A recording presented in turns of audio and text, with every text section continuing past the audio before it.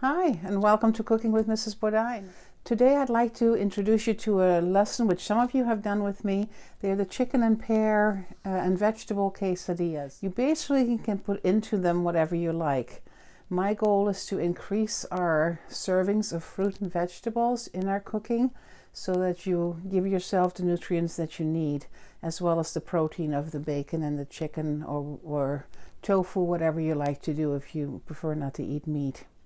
Remember that a half cup of most vegetables, like peppers, onions, pears, whatever you're using, is a serving. So it doesn't take an awful lot to fill a half cup. If you're using leafy greens like spinach, a whole cup would make a serving. Now chances are you probably wouldn't use a whole cup of spinach in your quesadilla, but you might. It's easy for them to fall out. But even a half cup of spinach and a half cup of mixed vegetables. What do we have here? Onions, carrots, peppers. Again, whatever you like. It's a great way to get some vegetables in your body. You can serve this with a small salad, a cup of soup, and you have yourself a great meal. You might want to set everything up the way I've set it up in little cups so that your family members can just go around and put in what they like and cook it, and you're off to have a fun time together. All right, what we have here is our setup. All our vegetables are cut. I have pears, carrots, onions, bacon, chicken pieces, red peppers, and salsa at the end, as well as my spinach. So let's start with taking a wrap, and I'm going to do these as one wrap because they're so much easier I'm doing one wrap at a time because they're so much easier to turn for you, and I want you to get comfortable doing that. Okay, so here we have our wrap. I bought the 4-cheese Mexican cheese, but you can do whatever you like. And again, the cheese is up to you what you like to do. In school, we usually start with a 1/4 cup. So I'm just eyeballing it. I washed my hands. So I'm going to put a few pears in. If you've never tried pears, it's really very, very good. And I suggest you try even just a little piece of pear. I'm going to put a little bit of walnut oil in here. I'm just about at the end of that bottle. Olive oil works extremely well. It's already nice and hot, so I'm just going to take it off the burner while we do this. Then I take some carrots. And let's do our vegetables here. Doesn't have to be a lot of them, but you want to have some. If you like onions, put them in. I know most of you will like your bacon. You see how quickly this goes once you have your things cut up. So that's the part that takes prep. If you had a rotisserie chicken, this would be a really quick meal. If mom or dad or grandma could make some bacon for you. And we end this with that other 1/4 cup of cheese.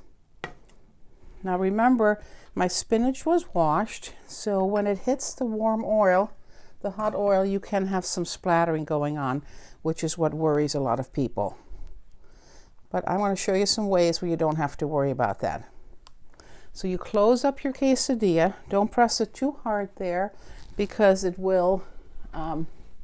might tear. The oil smells warm. You're going to take your quesadilla and you're going to take it from the front, okay?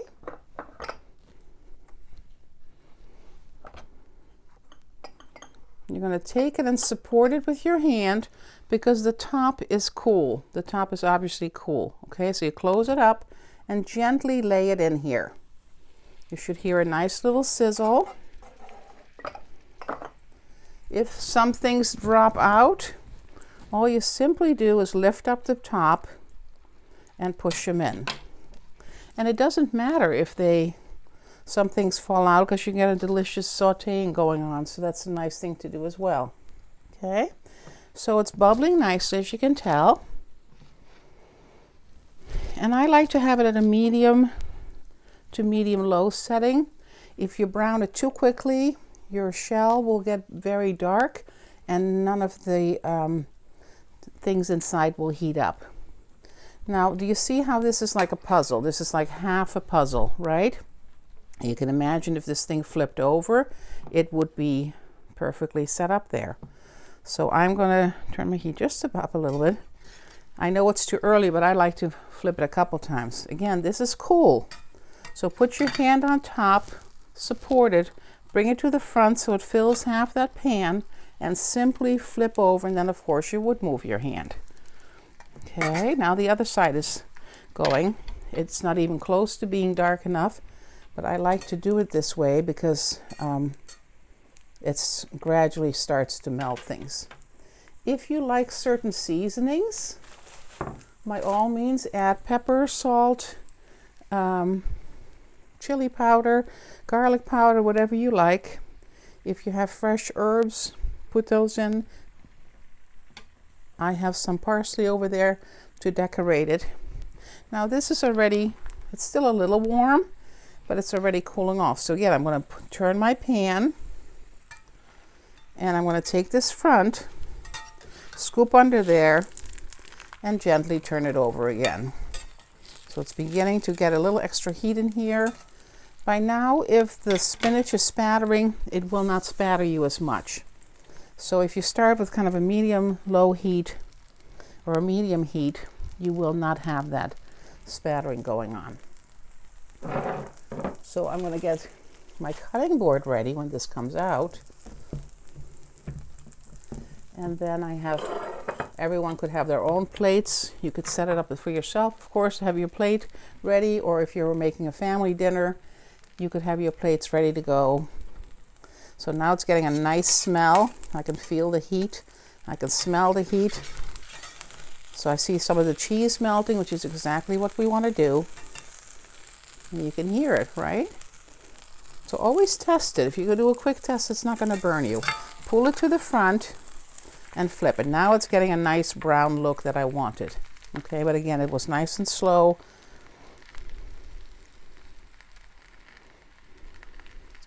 When a second person makes their quesadilla, I started with about a tablespoon of oil when I started this first one.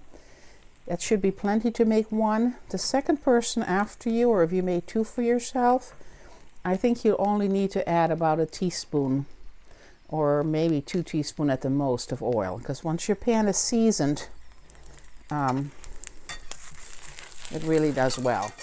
I see some smoke coming, so it means there's a lot of heat there, which is good. We want a nice cooked taste. And you can always lift up this front a little bit. And yes, my cheese is definitely melting, which is what I want. You could put a lid over it for a little while, and that steam that would be created, that heat building up, would also help soften your cheese. But I think it works well like this.